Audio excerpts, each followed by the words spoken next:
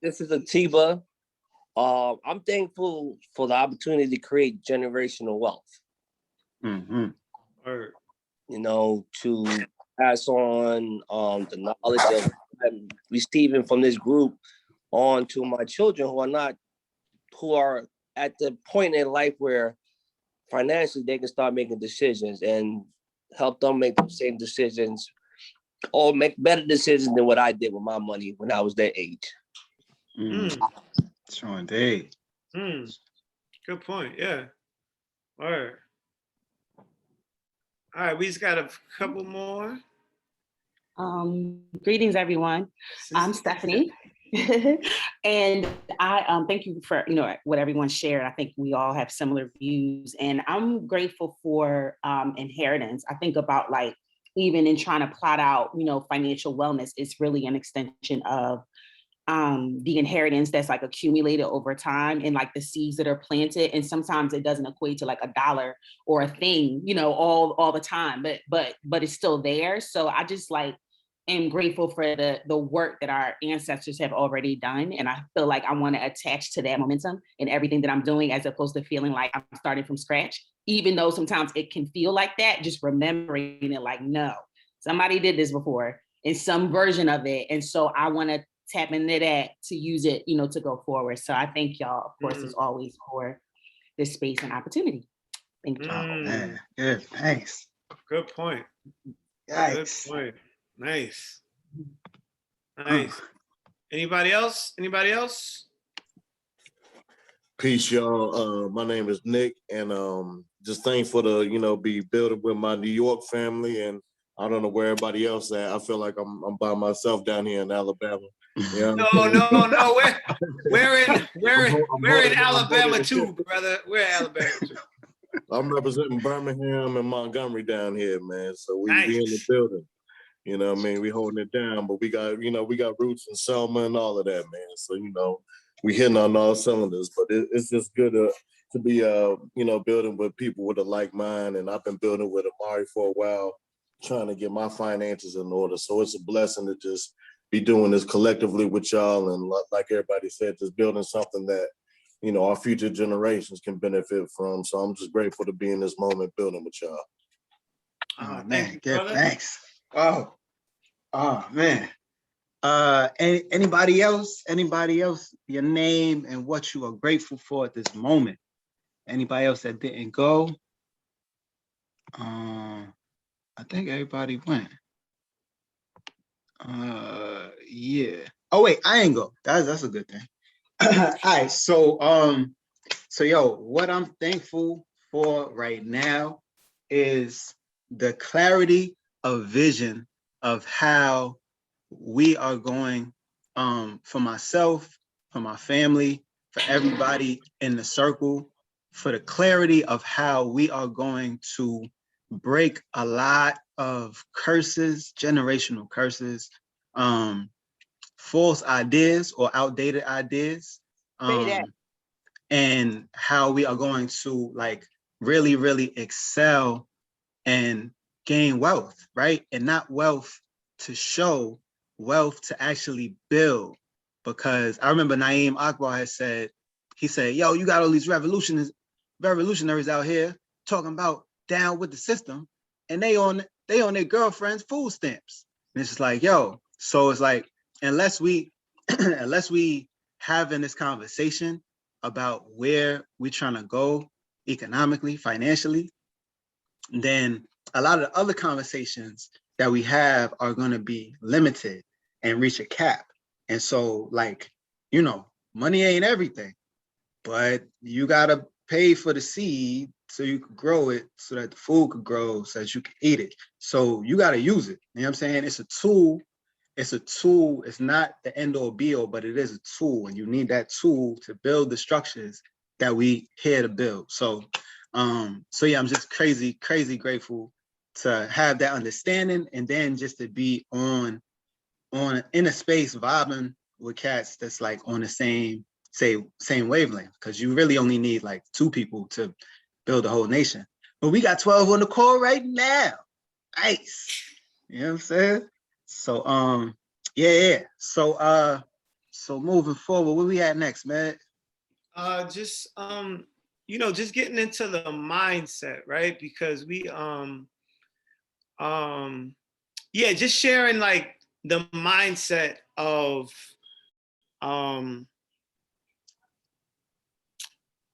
not just wealth, but like we want this space to be a place where like we always reinforce the best of what we're trying to do, and it's a financial thing, but what we're all learning is that like having money and growing in wealth it's all about shifting some things in a mind state. So we wanted Brother Amari to share some of the elements that we're all learning about having a healthy financial mindset. All right, cool. So this space, like I said before, this space is the living room presented by O.Y.O. O.Y.O standing for own your own, right? So a lot of us within the O.Y.O camp, within my econ, we've started our businesses, we doing business, we shifting income, and we are shifting our whole financial situation. So within O.Y.O, we like to focus on mad stuff, but some of the stuff I want to say today, one, we like to focus on assets versus liabilities, right? And so shifting your financial landscape so that you are in a cycle of cash, asset, cash, right? To be taking your cash that you get from wherever you get it. I'm not judging you from wherever you get it, but wherever you get your cash, being able to turn that into assets, right? So assets being stocks, digital currency, homes, whatever you can buy that is going to actually bring money back in to your home, into your life, instead of leaving out, right? And so being able to turn cash into an asset, and that asset producing more cash that will produce another asset, and keeping that cycle going, right? And so that's very, very important as we move forward. So after that, we talking about abundance versus lack.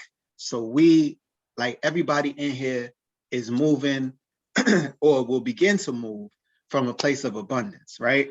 So at this present moment, with everything that's going on in the world right now, the stock market is crazy. Digital currency is going through the roof. All of these new things are being unveiled, but you have a choice to focus on the abundance of it or the lack. So you can say, yo, I don't have enough money to invest, or you say, I have all the money to invest. $5 can buy you a piece of crypto right now, or $5 could buy you some pencils that you could go out and sell. Like in terms of abundance, just being able to see further than what is in front of us right now, right? And so we all being in that same mindset, right? After that, we got work and wealth are not synonymous, because if work was synonymous with wealth, Black people would be gazillionaires. I don't even know if that's a word, but like your grandmother would be the richest person in your state right now, because your great grandparents were putting down ridiculous amounts of work. So if anybody works harder than us, we don't know them, right? But we know that we financially around the world are not in the place that we need to be and that we deserve to be. So just breaking that concept of like, yo, if you work hard, you'll get this. It's like, nah, that doesn't add up. It hasn't added up yet, and it won't add up leading into the future. So work and wealth are not synonymous. Next, we got your network determines your net worth, right? So this right here being a network, right? This right here being your network outside of the many networks that you have. All the majority of the jobs that you have gotten in your life, or most people have gotten, are through their network, right? Somebody that you knew, somebody that your parents knew, somebody that your friend knew, right? That's how everything in this place that we live in functions, right? It's not about like you just being the best. Nah, it's about who you know. And so us being able to determine and develop a network of of information, of resources, and just intellectual property. Like the last meeting we had when Brandy came on and splashed the whole game, you know what I'm saying? That's intellectual property. Somebody could have took, well, actually not somebody, I took that information, put bread on it, and turned it into like 3 times what it was before she told me. So this is a space where we can like really water these seeds and, you know, and watch them grow for real. And then lastly for the day, we talking about unprecedented opportunity. We are in a time and space of unprecedented opportunity. I I put up a post today. I was like, yo, it's like the things that were valid like a generation ago or a decade ago. If you look at the top companies right now, what is it? Airbnb, they don't own homes, right? What's the other ones? Airbnb Uber? does, huh? Uber? Uber don't Uber. own no cars. Uber don't own no cars. You know what I'm Right. saying? Alibaba, they doing retail. They don't got no inventory. Facebook doesn't own any of the content. I mean, they don't produce any of the content. They just own your content. You know what I'm saying? And Bitcoin right now technically is the world's largest bank with no cash, right? So we're moving into a space of leverage. Like everything is about leverage. And so, and it's not to say that anybody was wrong before, but certain information gets outdated. So if somebody's telling you like, yo, put your money in a savings account. Well, that's when a savings account was giving you like 30% in interest. You know what I'm saying? Now they're giving you 0.05. So, you know, just coming into a space of new information, new opportunities, right? Abundant opportunities, and just understanding, like I said, that we in a space of like unprecedented opportunity that we just haven't seen before. The world hasn't seen before, right? And so, all right, so dealing with that, today we want to really go into the crypto space, right? We want to go into the space of investing crypto-wise, right? And one thing that I hear a lot of people say is like, yo, I don't got, Bitcoin is $50,000. How am I investing that? It doesn't matter how much this price is, digital currency, you buying pieces of shares. So if you got $5, just like you going to the store to get some cheese, you're trying to get $5 worth of cheese, right? If you got $5, you're gonna get $5 worth of Bitcoin, right? And so just looking at that, we want to kind of go into, first of all, is there anybody on the call who doesn't understand what digital currency is right now? Anybody? Good. That's what I'm talking about. All right, perfect. Yes, we are in the know, right? So, so just in dealing with digital currency, cryptocurrency right now, it's been like, you know, been getting a lot of questions behind it, just to figure out, like, a lot of people don't know exactly what it is, right? So just on a real basic, simple level, right? We are looking at a brand new form of currency, a brand new monetary system, right? The dollar that we rest on and that we believe in stopped being backed by gold in 1971. So right now, if I just want some cash, I can just print some cash, but it's not really worth anything because it's not backed by anything. It's nothing to really, you know, solidify its value, right? And so being that the dollar isn't backed by anything, you kind of have to be invested in things that are backed by stuff. So, you know, the dollar was backed by gold. Gold is valuable because it's rare, right? It's a limited quantity of it, right? And so, and it's not too much new gold being made. It's being mined, but it's not too much new gold being made. And so the value of gold is high because of its rarity. The same thing goes for cryptocurrency, right? Cryptocurrency, for instance, Bitcoin. there's only a certain amount of Bitcoin that has been created in the world right now. And so being that it's rare, it has value.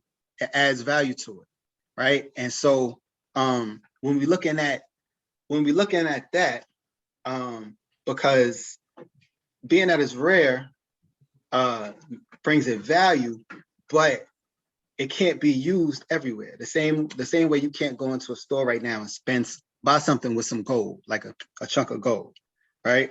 It has to be transferred and exchanged for something else. And so when we're looking at crypto right now, the thing that makes it so valuable, like I said, is that it has scarcity attached to it. And we all understand that already. Because if you go to Dwayne Reed or you go to Rite Aid, right? If you go to Rite Aid and you buy something, you get plenty points, right? Those plenty points that are good in Rite Aid, you can't take the plenty points and go outside and use it anywhere else, right? So the value behind those plenty points are created by the people and the consumers that use it. So the more that everybody uses Bitcoin for stuff, the price of it goes up. The more that people use Ethereum, right? That's another cryptocurrency, the price goes up. The less people use it, the price goes down, right? So, just as simple as that, right? And so, so what we're seeing right now is that because the world is kind of finding out that the dollar and the US currency model isn't really working, the entire world is starting to move into the digital currency space, because the digital currency space allows you to move a lot faster than you ever could before. So before if I was sending money to Jamed, if I was sending it Western Union, I would send the money to Western Union. Western Union would contact my bank would contact his bank, and his bank would then send the money to Jamed. But now with cryptocurrency, you get the opportunity to be like, yo, look, let's cut out all the other people in this equation. I want to send money directly to Jamed, and at the push of a button, I can send him whatever I want to directly to his wallet, right? And so what this does is just, everything is about speed right now, but it speeds up the rate of transaction, and it allows, if you allow it, it allows people to not be excluded from this whole process of monetary systems in the world. Because right now, if I got Bitcoin and my man in Ghana got some Bitcoin, I can send it straight to him and nobody can tell me I can't do it, right? And it's encrypted. Cryptocurrency means encrypted. So all you can see is that I sent money to you and that's it. Nobody can see exactly how much that was. So I just say that to say it's really a new day. And like we were saying, just in terms of things, certain things being outdated, like, yo, no one is going to Best Buy on Black Friday to buy 8-track anymore. It's not gonna happen. You ain't getting no 8-tracks at Best Buy. And so things that were a staple before are soon and very fast becoming kind of obsolete. And so, it's just very important for us to stay in tune with what's going on, right? So, so quick fast, I'm gonna share my screen real quick. I just want to show y'all some basic price movements of some of the digital currencies that we've been dealing with and looking at, right? I know everybody's probably heard of Dogecoin, right? Dogecoin is a coin that was created, from what I hear, it was created as a joke, but it's really an example. Boom, this is the big thing. It's really an example of how cryptocurrency can work, right? So all 12 people on this call right now, if we created the O.Y.O coin today, and we all exchange money through O.Y.O coins, if we then went outside and talked to a store and was like, yo, look, to sell your merchandise, you keep selling your merchandise, keep taking dollars, but if somebody comes through with O.Y.O coin and they want to buy, let's set up for you to be able to accept O.Y.O coins, right? So the more users that accumulate, the more the value of the coin goes up because the circulation is deeper, right? So Dogecoin, the whole thing, if you look right here, in September, it was less than 1 cent, right? Less than 1 cent in October, right? And then because a few people mentioned it, Elon Musk from Tesla mentioned it, Mark Cuban from the NBA mentioned it, right? And it was like, yo, we like this, right? Because they mentioned it and drew attention to it, people started buying it. And because they bought it, the price went from less than a penny to, it was up to 64 cents on the 6th, right?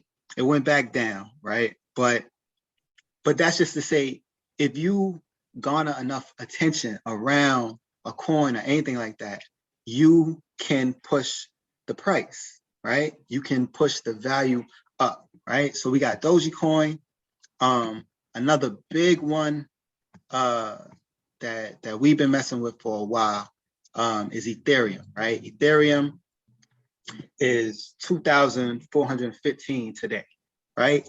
And whenever we dealing with any kind of stock information or anything that deals with this kind of value system, we gotta look at these charts, right? And not just for the day or for the week. Because if you look at digital currency for a week, you're gonna vomit. You're gonna throw up on your good clothes because it's mad volatile. It goes up and down.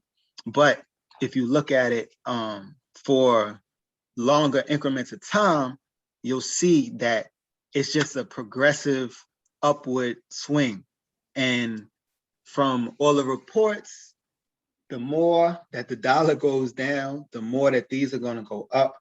And this is projected to go up to like 10,000 by the end of 2021, right?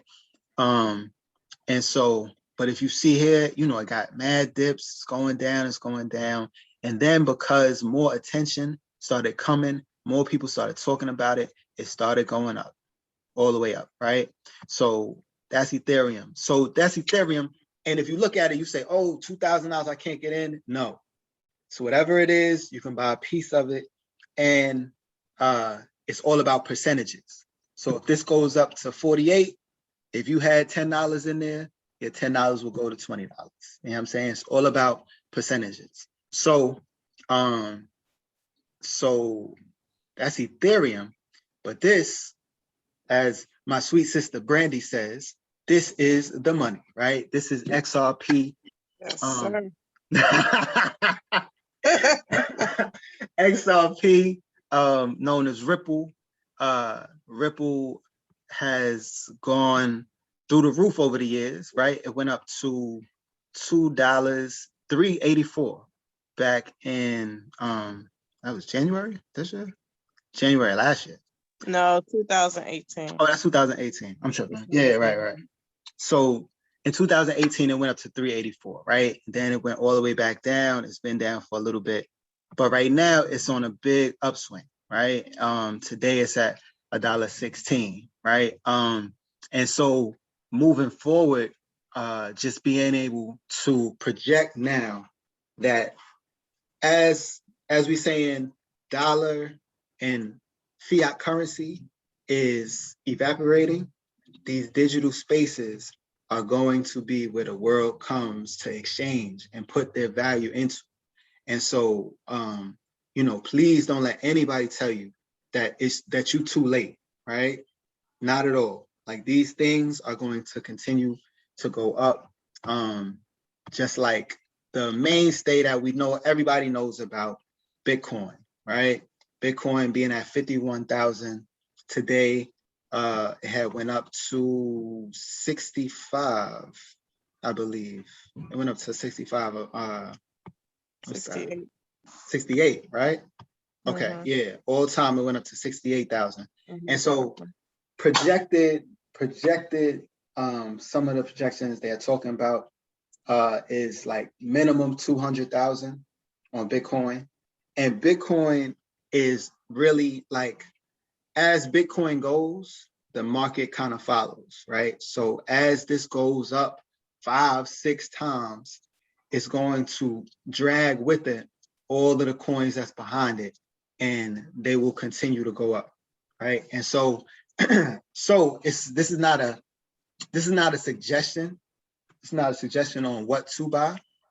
This is a suggestion to start doing your research, right? A good website to go to is this is one Coin Market Cap, just so you can get abreast of all the different coins that are available, right? The price action, how they moving, and all of that. And so yeah, coinmarketcap.com when y'all get a chance to go into that, right? But so all we really looking at right now is that, like we said, we are moving into a a time of unprecedented opportunities, right? And that opportunity doesn't take $100,000 to get into. Whatever you have, we have to start turning it into assets that will move without us, because we definitely have to get out of the cycle of working for wealth and relying on our labor to feed us, because like, you're not going to be able to labor forever, but you need to live as long as you need to live. So to be able to connect those two dots, we have to be getting into investments. And whether it's the crypto space, whether it's the actual traditional stocks, whether you're getting into real estate, whatever you're getting into, you have to be putting your money into something that is making money for you while you sleep, right? And so with all that said, I want to know if anybody has any information or anything to share, to just, to add on to the cipher, add on to the conversation. Wait, hold on. Can I just jump in real quick? Go ahead. So are there any, because I know like Amari just said a lot, but now, so questions. Any questions like just to, you need clarified or based on what you just heard? I don't know if I need to speak to y'all or to Brandy, but I missed the end of the call last week, and I wanted to find out about XRP. I am presently on Robinhood. I have an account with Robinhood, and I want to get some of that XRP. What do I do? Well, XRP is not on Robinhood, and because it's going under a court case right now, which is really big and it's going to actually change the crypto space. So it's a very, very important case. It's been halted on Coinbase. So there's a way to get it on KuCoin, which I've showed and shared with Omari. It's you got to play around with it. You have to buy Bitcoin from Coinbase, transfer it to KuCoin, and use your Bitcoin to purchase XRP. Yo, you know what? Yo, Brenny, you know what? I'm going to, and if I could get you to kind of lead me on it, but I'm gonna do it like a screen recording of the process of doing it, and then we could send that out to anybody that want the information. Yes. Thank you. Yeah, definitely. Thank you. Anyone else? So anyone else on what is actual, what is cryptocurrency, et cetera, et cetera. Any questions?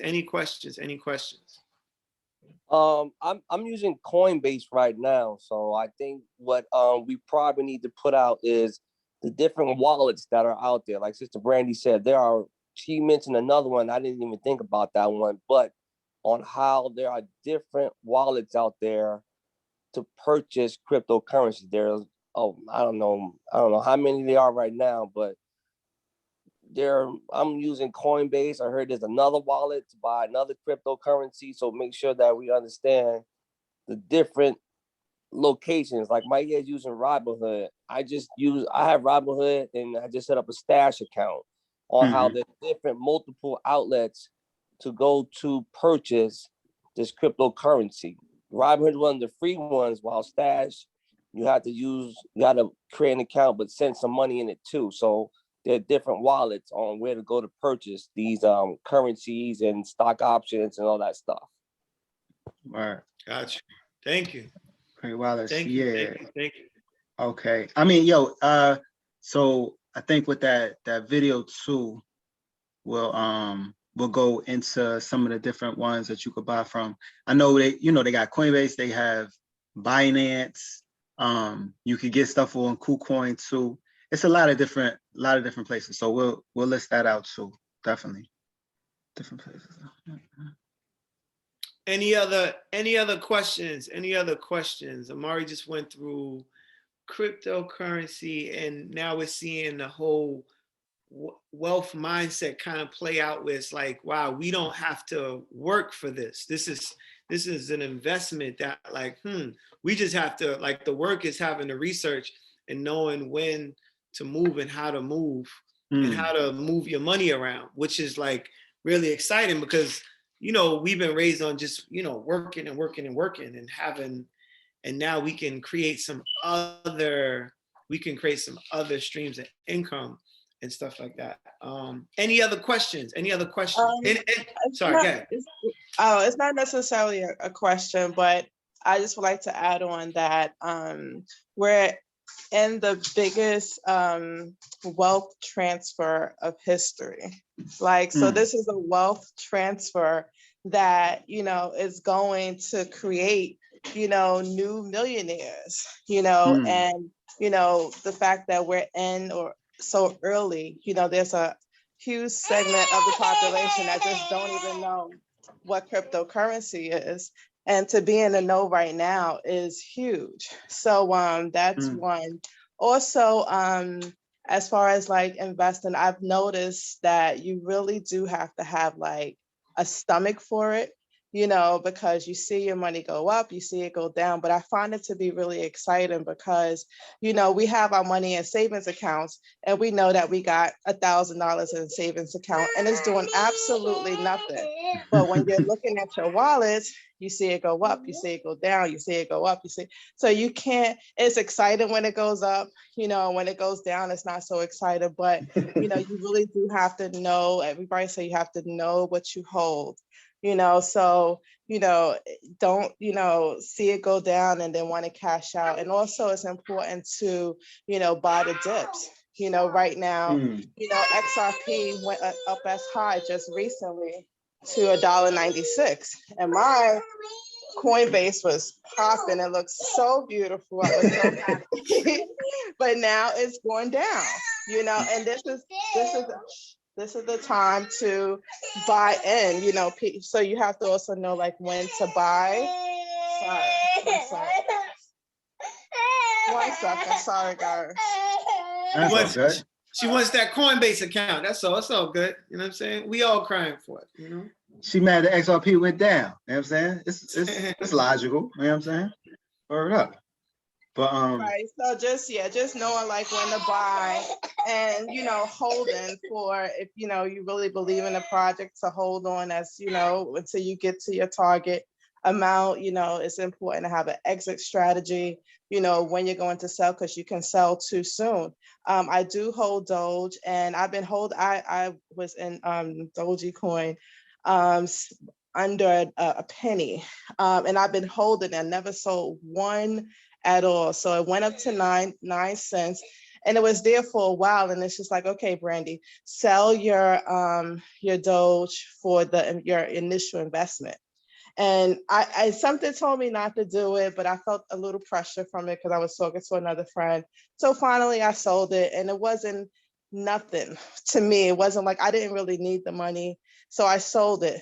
2 days later, Doge popped to like 30 cent, 40 cent. So what I took out, which was initially 1,500, that money could have been 6,000 or 7,000 had I waited just 2 days later. You know, and it's like, wow, what did I just do? You know what I'm saying? So it's just like, you know, it's a learning curve, and, you know, you never know what the market is going to do, you know, but that's just my little story. I'm like, wow. So it's a lot of following your gut. And then also like when it's really going up, you know, when people, they say, buy the fear, sell the greed. So when people are like really, you know, are greedy and you see it going up, going up, going up, that's maybe a good time to, if you are going to sell, to maybe, you know, take some money off the table at that time. And then when it starts going down, if you want to get back in, to buy it, because you want to buy, you know, when it's low and then ride it back up. So yeah, so that's something that's really that I've learned a little bit. Yeah, and just off of that too, like I was seeing Doji, but I was like, I don't really know about it. Brandy was like, yo, I just bought some, I'm getting in it. So I was like, all right, boom, let me throw some money in it. So I was able to buy it. As soon as I bought it, it doubled. And then, so once it doubled, I said, all right, boom. Whatever I made in terms of the double, the profit from the double, I'm gonna take that all out and I'm gonna leave the rest in. And so I did that, had a good chunk, and then the rest that I left in end up doing like 3 times more. You know what I'm saying? So, but that 3 times was not my money anymore. That was profit. You know what I'm saying? I already got back my money. So just the ability to be like, yo, I have a goal, I'm getting in. When it gets to this certain level, I'll be satisfied there. Anything else that comes after that is extra, but at least I got my principal back. So psychologically, I didn't lose anything. I did nothing but gain, and anything else after that isn't even really mine anymore. So, just a thousand different strategies, but it's like, yo, we have to be in the practice of like feeling that feeling in our stomach of watching it go down to be like, oh my God. But to know that like, yo, like statistically and trajectory wise, like all of this stuff is going up. And so if you have the stomach and the patience, and disposable bread, do not put none of your rent money on this, please. But and if you have that, then you can really see like the biggest results from it. Hey, brother Omari. Yo. I also think you got to talk about short-term and long-term stock options, like Sister Brandy said. We got to be able to distinguish those two. So you have ones like I own Apple. I'm not going to sell it anytime soon because it's a long-term one. It's one that's going to keep growing. But there's some small ones I can be like, you know what? I make my money back. I can sell it. So I think that goes into play. Like Sister Brandy said, sometimes you got to think, which one do you want for long-term? Which one can you use for a short-term to make, if you put some money in, it double what you wanted, sell it. And then you can reinvest. I'm learning that the hard way with my stock options. I had Disney. I had it I had brought it. I got my money back. I was like, oh, you know what? It's not doing too good. Let me sell it again. Sold it. And again, 3 days later, it jumped up. I would have made extra money. That's everybody's story in the stock market. Everybody has that story. But again, if I thought about it, Disney is a long-term company because they keep growing like Netflix did. But I went for the short term. So again, understanding there's short-term options you can go into and there's long-term options. Your long-term one should be the one that you can say you invest in and you're not even worried about it no more. You leave that alone. Right. Your short-term ones is the one where you want to, like you said, that's the one you can make your money off of and reinvest. Or if you got to, take it out and do something else with it. Yo, and that's Great big point. because That's a great point. that's big because it something like Disney, you know, you could do a dual action to be like, yo, look, I can do short-term stuff, but something like Disney, they pay dividends, right? And like the more that you make on these short-term deals, more money that you can fund and put into that long-term stock to buy more so that you can get into the dividend action, because the dividends, like that's where the generational wealth comes from, where people are living their whole life on their dividends, and the dividends have been paying their family for 100 years now, right? So just to be able to, you know, to simultaneously do it, to say, all right, look, I'm gonna play the dips. When it goes low, I buy. When it goes high, I'll sell on one side of it, but then on the other side to be like, no, I'm also continuing to fund this long-term stock that I'm looking at,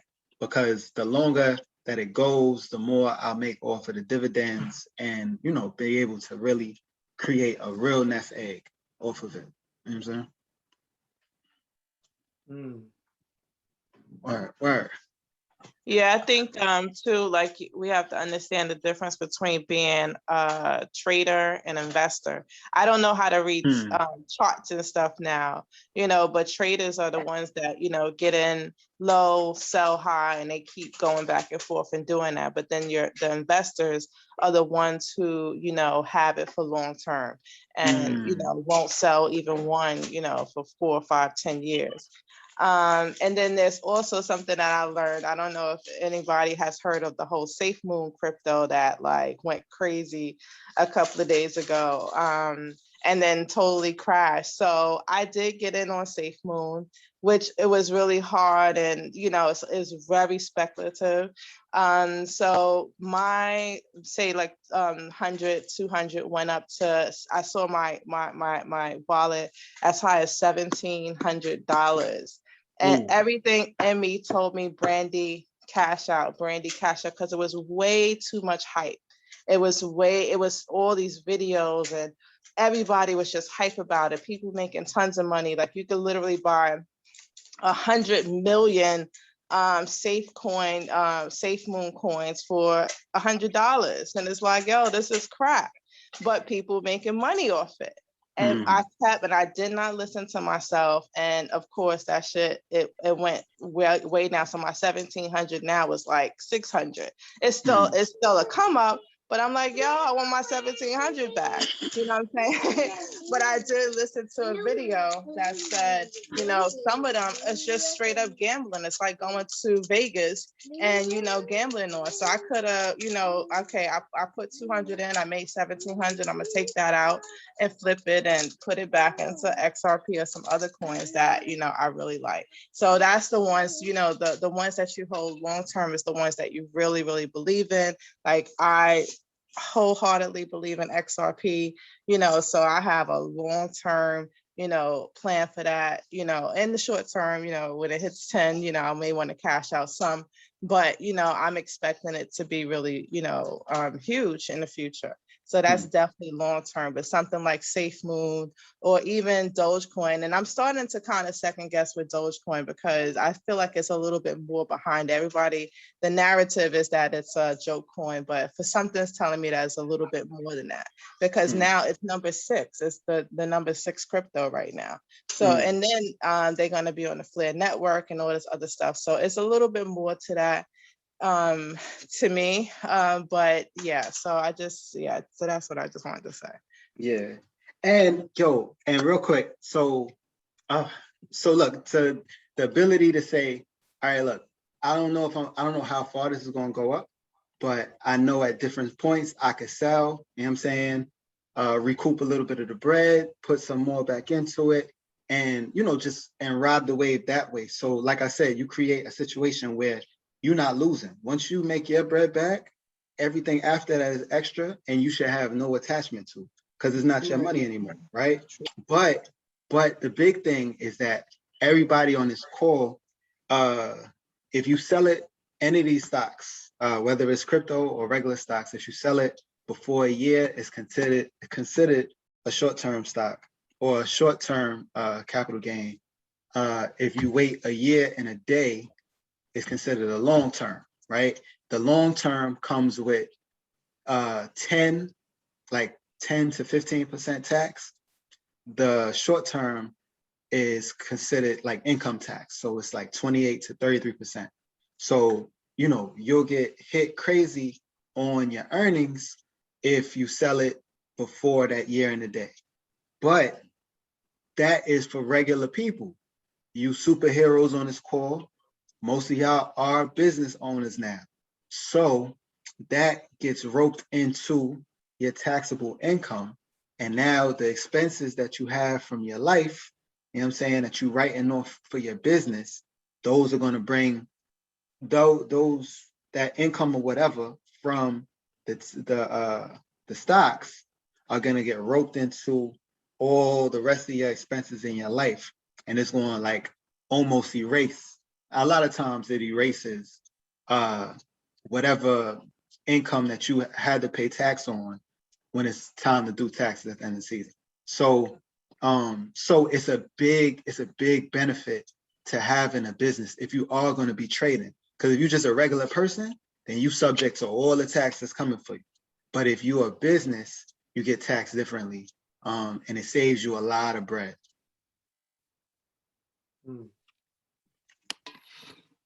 Okay, right on, brother. Talk about it. So, all right, so are there any other questions? Any other questions? Any comments? Any feedback?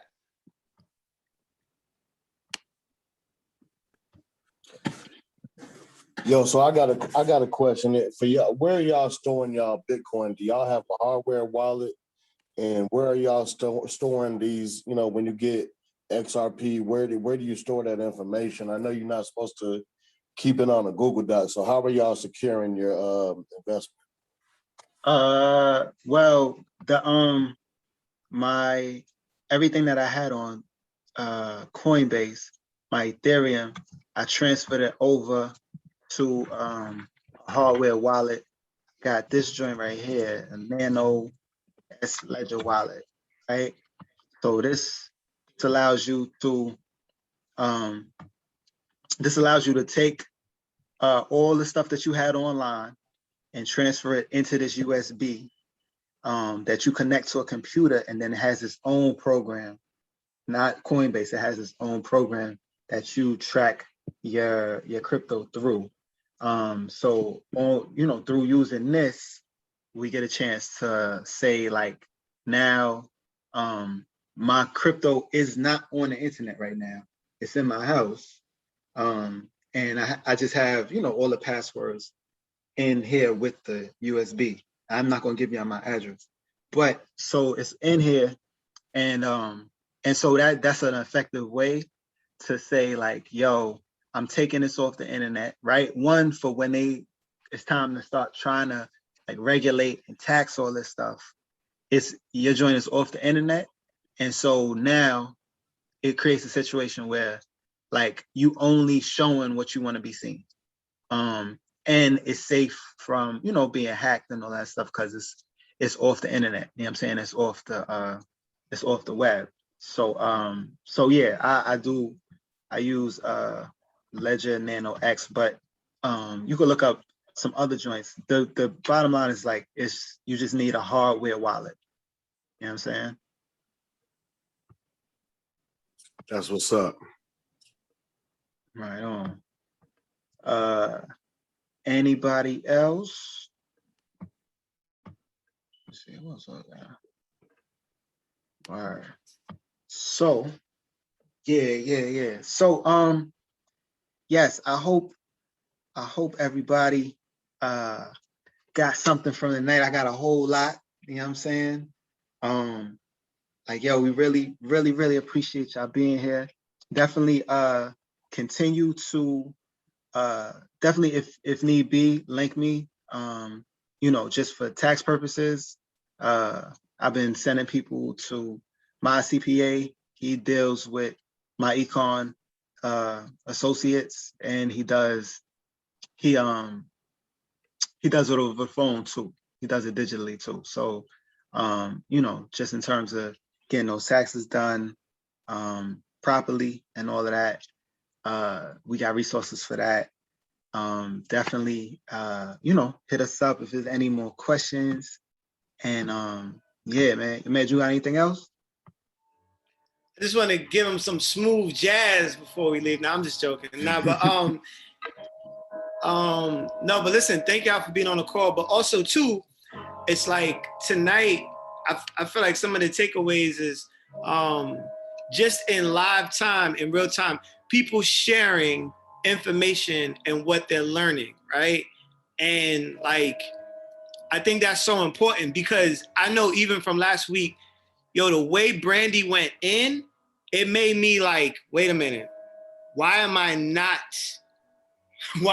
doing this right now? I was doing it, then I stopped. So I automatically got back on just by Brandy just being like, she was going in, and I was like, oh snap. So it's something very infectious about just, you know, just being in the living room, right? Just being in a space. So even whether, you know, if you sharing, then you sharing, right? And that's a good deed. And if you're just receiving and listening, you're getting information that's very valuable. And the more we keep hearing it and the more we like run this repetition, the more we're like, this is like school. And then it's like, but it's like school for our finances. So it's like the goal to be able to like, for everyone to have a really blessed, healthy financial situation by the end of this year. If you don't already have it, you know what I'm saying? It's kind of like to really like on all levels have a really like the financial situation that you need, a healthy one. So I think that's the goal for what, you know, just coming together consistently. So thank everybody for showing up, you know? All right. Yeah, man. So listen, man, everybody, like Meg just said, thank y'all so much for being here. Thank y'all for giving us your time, your energy, and allowing us to share, man. Like this is valuable information. This is valuable time. This is crazy valuable energy that is going to propel us into places that we just might not have thought possible. So thank y'all for being here. You know what I'm saying? Thank y'all for coming through. And we're gonna see y'all in a little bit, all right? Thank you. Hello? Thank you. Oh yeah. Good night. Thank you. All right, peace. You may hear me? Oh, there you go. You may hear me? Yo, Peace, peace. peace. Good night. Yo. Good night, good night. Why don't I hear me? It's crazy. What's going on here? So what?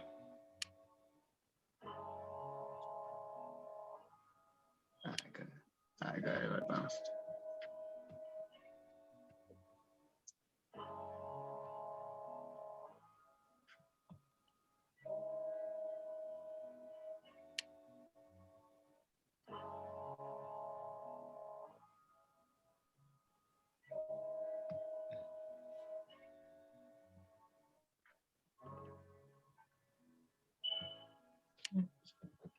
Yo, Matt. Yo, you get me? I can't hear you. You get me?